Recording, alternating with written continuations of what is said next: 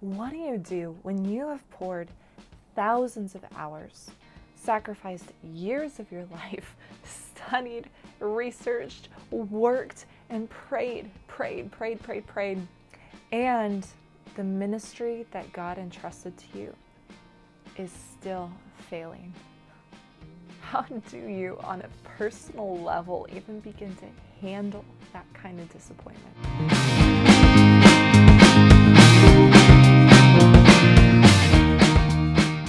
Hi, I'm Natalie. This is the Ezra Project.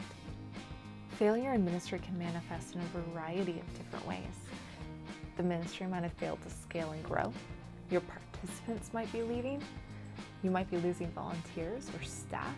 You might be feeling a lot of pressure coming down from on top. You might be worried about losing your job and your livelihood. Essentially, you're just trying, but everything you touch seems to fail.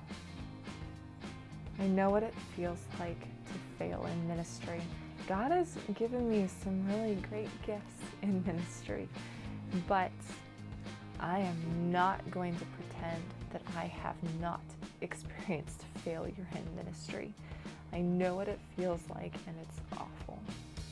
I'm making this video for two reasons, and one is because the American Catholic Church lost roughly 3% of our population in about 7 years. That translates to close to 3 million people, which tells me that I am not the only one who failed in ministry.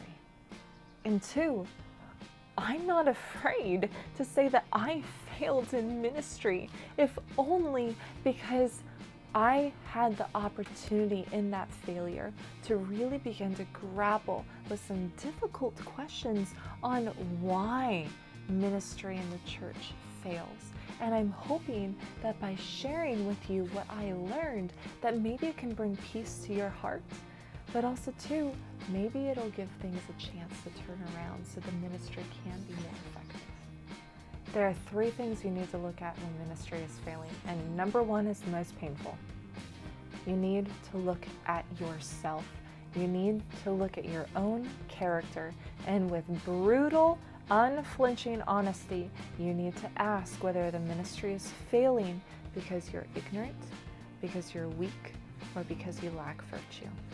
You must have that humility to be able to look at yourself, but more importantly, to go to prayer and to ask God how He sees you, because He is going to shine a bright and beautiful and extremely painful light on all of your character flaws and sins.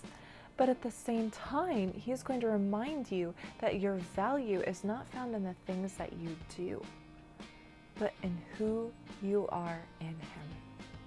And frankly, a true examination of conscience is not just going to reveal your weaknesses, it's going to point to your strengths. And I would encourage you, go to prayer, partner with a spiritual director, possibly a secular counselor, and certainly find other skilled ministers who can give you brutal and honest, constructive criticism and feedback, speaking to your strengths, speaking to your weaknesses.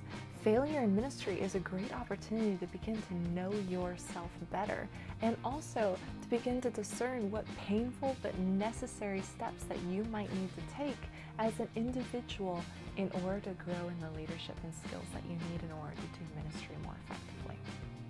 Number two, you need to look at the circumstances that surround the ministry, because there might be contributing factors that are making it difficult to thrive. Here are some things that you can look at. Your local culture. Do you have a supportive boss who backs you up? Or is the opposite happening? How thin are you or the ministry's resource stretched? Are you, because of a lack of local resources, working so many job descriptions that has now gone beyond your capacity to do things well? The temptation in this exercise is that if we have not done a careful examination of conscience, we could end up blaming the failure of the ministry merely on the circumstances. So don't let the circumstances become an excuse for your poor leadership and failings. But, and this is exciting, Difficult circumstances are an excellent opportunity to learn and to grow. And there are a lot of holy and smart people out there who have also faced very similar difficult circumstances, who have devised very clever strategies and techniques in order to overcome them. There is a possibility and a chance that you might be able to overcome those circumstances if you have the right tools. So use this opportunity to learn and to grow and possibly to change direction if necessary.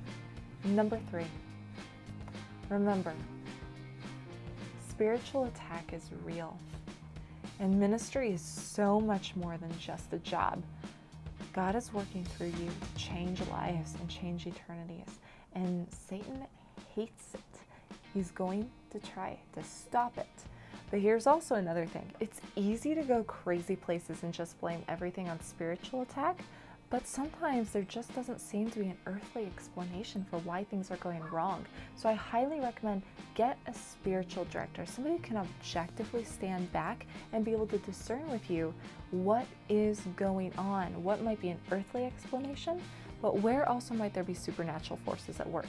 And here's the thing. If you are in a state of grace, and if the ministry has been completely surrendered to God and His will, Satan can't touch that. He might do things that are annoying. He might do things that are time wasters, but he can't interfere with God's will. However, we also have examples in our faith and tradition where God's will just looks like a whole bunch of shame, failure, and humiliation. Think of the cross. Work with a spiritual director. Try to get to the heart of why things might be struggling, because God's ways are not our ways. And you need someone to help you navigate that when things are really just a huge, worldly, earthly mess. These are some of the things that really began to help me sort through some of the painful discernment that I needed to go through on why ministry was struggling. But because I have experienced so much struggle in ministry, I want to speak to every person who might also be failing in ministry. And I want to say, don't give up. Jesus fell on his cross over and over and over again, and he kept getting up. Do the same thing. The work you are doing is important, it is valuable, and it is needed. And use this opportunity to really discern where he might be calling you. There's a possibility he might be calling you to leave ministry, but he also might be calling you to stay and to persevere and to trust him and just to continue striving to do everything that you can to love him and to love the people he has entrusted to you to serve. You got this. And thank you for everything that you're doing. I'm praying for you. I'll see you next week.